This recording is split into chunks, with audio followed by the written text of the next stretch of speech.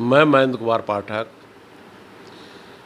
भ्रष्टाचार नोदक, अत्याचार निवारण, न्यास सिंह वाहिनी, दिल्ली 06 संगठन का संरक्षक होने के नाते से मैं आज भारत के तमाम नागरिकों की जो ज्वलंत समस्या है, जिसमें कोरोना का मामला बहुत ही ज़्यादा हाई लेवल पर आ रहा है और सब जगह त्राही त्राही मच रही है।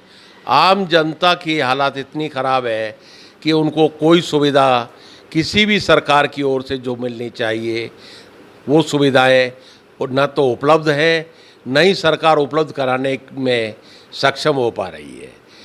जहाँ तक सवाल था वैक्सीन्स का, वो वैक्सीन दी गई। वैक्सीन का मतलब ये कहा गया है, जो आम जनता को नहीं मालूम है, पुनः दोबारा मैं बताना चाह रहा हूँ कि आदमी को वैक्सीन लगाया गया और ये कहा जाता है कि कोरोना जो है आपके ऊपर अटैक नहीं करेगा और अटैक करेगा भी तो आपको सुविधा मिलेगी। यहाँ तक मैं सहमत हूँ कि भाई आपने जो कहा वो सही है, लेकिन आप एक वैक्सीन लगाने के बाद एक व्यक्ति को ये कहते हैं कि 15 दिन आराम से आपको घर पर रेस्ट करना होगा और उससे अगर उसके एक्चुअल हालात को मालूम किया जाता है तो ये बताया जाता है कि आपके शरीर के अंदर हम कृत्रिम शक्ति उत्पन्न कर रहे हैं। कृत्रिम शक्ति क्या होती है? आदमी के शरीर में लाल कण और श्वेत कण। भाई श्वेत कण हर आदमी की आत्मरक्षा के लिए, उसकी सुरक्षा के लिए 24 घंटे हर इंसान के शरीर में काम करते हैं। इंसान ही नहीं, जानवरों के भी शरीर में काम करते हैं।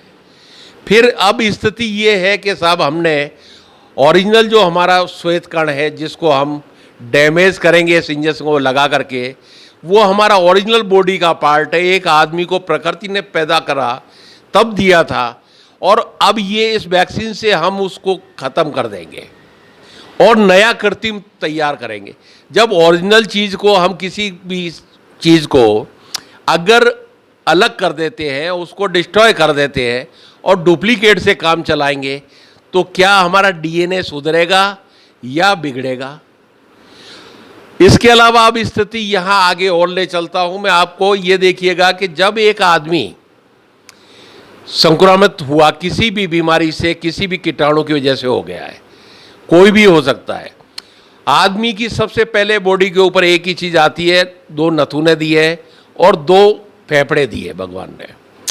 जब एक स्वर काम करता है, दूसरा स्वर रेस्ट करता है, तो उसमें क्या है, एक फेफड़ा काम करता है, दूसरा फेफड़ा रेस्ट करता है, थक जाता है, रेस्ट करने लग जाता है। अब फेफड़े का काम क्या है? ऑक्सीजन को लेना इस नथुना के माध्यम से और फेफड़े को देना।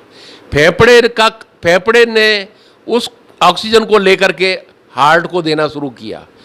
हार्ट को देना शुरू किया तो हार्ट को क्या होता है, उसका खून का रोटेशन बनता है और वो खून आदमी के शरीर में प्रवेश करता है और घूमता है और उससे आदमी की तमाम दिन प्रतिदिन की प्रतिक्रिया वगैरह जो भी है वो व्यक्त होती रहती है और चलती रहती है। अब जब फेफड़े अगर डैमेज हो गए किसी व्यक्ति के, तो दोनों ही फेफड़े डैमेज हो गए हैं, सांस लेने में दिक्कत आ रही है, अभी चिल्ला रहे हैं ऑक्सीजन ऑक्सीजन ऑक्सीजन। अरे ऑक्सीजन की कहाँ ऐसी नौबत आ रही है? ऑक्सीजन की नौबत ऐसी क्यों आ रही है? इसका इंतजाम आपको सबसे पहले हमारे डॉक्टर्स को, ना कोई गाइडलाइंस है ना कोई चीज़ है, उनको ये कहना चाहिए कि भाई फेफड़े खराब हो रहे हैं तो फेफड़े का इलाज किया जाए। अब फेफड़े का इलाज तो कर नहीं रहे हैं, वो डायरेक्ट वैक्सीन लगा करके नए वो बैक्टीरियाज पैदा कर रहे हैं आपके शरीर में, ताकि वो आपके आने वाले समय में वो कुश्ती लड़ेंगे।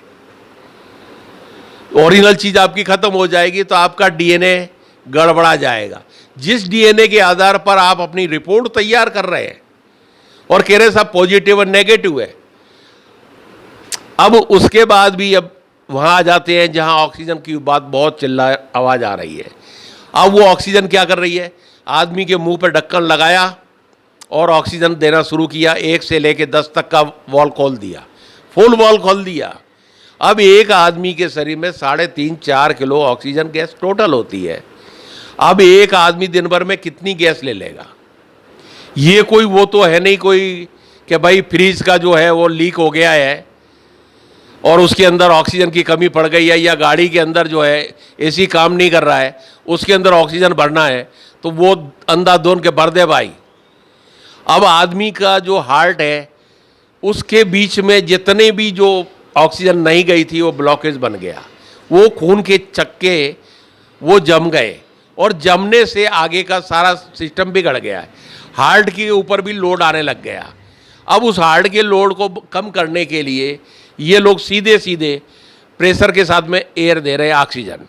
अब वो ऑक्सीजन जब फेफड़े से होती हुई और अपने हार्ट पे पहुंच जाती है, तो उस हार्ट के ऊपर ये उनको पता नहीं पड़ता हमारे डॉक्टरों को कि भाई इसकी आदमी की कैपेसिटी क्या है, और ज़्यादा अगर गैस चली गई है तो वो क्या होगा। किसी चीज़ में ज़्यादा हवा भर दो, ज़्यादा गैस भर दो, अपने आप बस्ट हो जाएगा। तो इसी तरह आदमी का हार्ट बस्ट हो जाता है और कार्बन डाइऑक्साइड निकल भी नहीं रही है, दिमाग के अंदर भी ये जाकर के ब्रेन में पहुंच जाती है कार्बन डाई, तो इससे ब्रेन बस्ट हो जाती है। और फिर कहते हैं कि भाई लोग ये कहते हैं कि साहब अच्छा भला छोड़ के आया था, खाता पीता गया था, अच्छा भला आ रहा था, और साहब उसका तो पता ही नहीं। और डॉक्टर से पूछा तो बहुत सी बार तो डॉक्टर बताते ही नहीं है क्या हुआ, और बहुत सी बार बता देते हैं कि साहब वो तो चला गया। तो इस तरह से अकारण मृत्यु को आम इंसान जा रहा है। और इसी चीज़ को देखते हुए हमने भी अपने स्तर पर आयुर्वेदिक के और पुराने ग्रंथों के आधार पर, वैदिक शक्तियों के आधार पर हमने एक जो दवा बनाई है, जिसको पुराने हिसाब से भी पुरानी अमृतधारा के नाम से जानते हैं, और आजकल भी नई अमृतधारा आपको बाज़ार में भी मिलेगी। आप उस अमृतधारा का भी प्रयोग कर सकते हैं और वो अमृतधारा भी आपको काम तो करेगी, लेकिन ये थोड़ी अच्छी, स्ट्रॉन्ग और बढ़िया क्वालिटी की बनाई हुई है। तो हमने इसमें 7 एक चीज़ें काम में ली है। अब इससे हम ये करते हैं कि शुरू आदमी जो भी ये कहते हैं पॉजिटिव है, हम कहते हैं सबसे पहले हमको पॉजिटिव आदमी ही चाहिए, ताकि मालूम पड़ेगा कि भाई उसको रिलीफ मिला है। आज एक्सपर्ट जितने भी चाहे बैठे मेरे पास, मैंने प्रधानमंत्री, राष्ट्रपति, मुख्यमंत्री, कई तरह के ये सभी कई मंत्रियों को, कई पत्रकारों को, सबको सूचित किया है कि भाई हम फ्री सेवा देना चाहते हैं, हमको मौका दिया जाए। तो हम दवाई को सिर्फ सूंघाते हैं हाथों को सैनिटाइज करते हैं, हाथ के बाद में फेस को सैनिटाइज करते हैं, उसके बाद माउस को सैनिटाइज करते हैं, और उसके बाद में हम उसको एक रुई के अंदर एक बूंद डाल करके सूंघने के लिए देते हैं कि भैया तू 2 मिनट तक, 2-3 मिनट सूंघ ले।